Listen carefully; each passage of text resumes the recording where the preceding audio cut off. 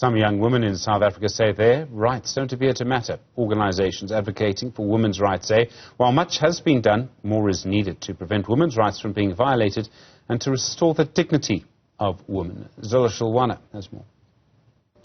Human Rights Day does not only symbolize historical events that happened in South Africa in 1960, but it is also a time for people to evaluate, how far the country has come, with young girls saying that in a way or in so many ways they are told that their rights do not matter. I should be able to walk to school without being hacked.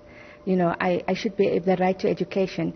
I should be able to go to school without crossing a river that takes me 2 hours to get to school and back, infringing on my safety. It always comes back to safety.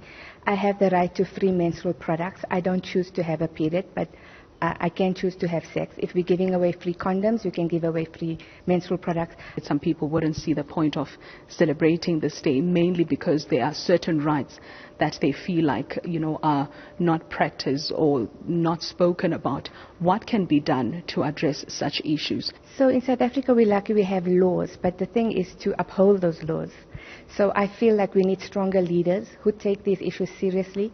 We need more civil servants and the whole country at large to act on the fact that we are afraid to even go to the police to report a case of gender-based violence because, I know of cases where police officers are bribed or so it's the perpetrator comes back home. We need to have more conversations with men. They make the decisions. We need to change the mindset of the boy child. Nothing's going to change if we don't change the way young boys think about women and girls and how to treat them. Now, paint us a picture of a reality of these young women that you interact with, mostly from poor backgrounds, about the issue of not having access to, hygiene products. In South Africa, our girls are using plastic bags. They're using mealie corn, the corn of the cob. They're cutting it into thin slices, drying it up, putting it in a sock and using it as a pad. And that's here in South Africa. And then we get, so the fact that they don't have access to sanitary towels is one thing, but the sanitary towels that they are using are maybe not good for their health or not good for the environment. The fact that there's transactional sex happening for girls to buy sanitary products. Girls do not have underwear. So, some girls are going to school not because they don't have access, but because they have severe cramps, for example. So there are many reasons why girls and women don't go to school or don't go to work, but it's all hidden. Periods are taboo. We're not supposed to talk about it. So that's what we are trying to do. We are trying to make it natural and normal, and we are demanding the respect that we deserve as women who can create life. Yes.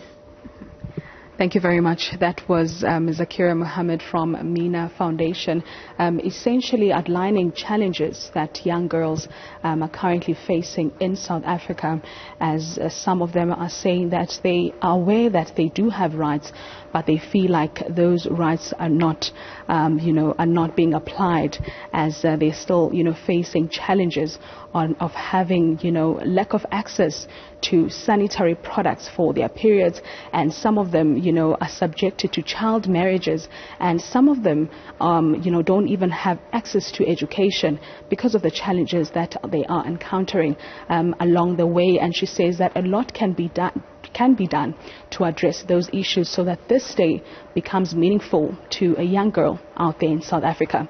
For Newzroom Afrika on Channel 405, I am Zola Sholwana in Johannesburg.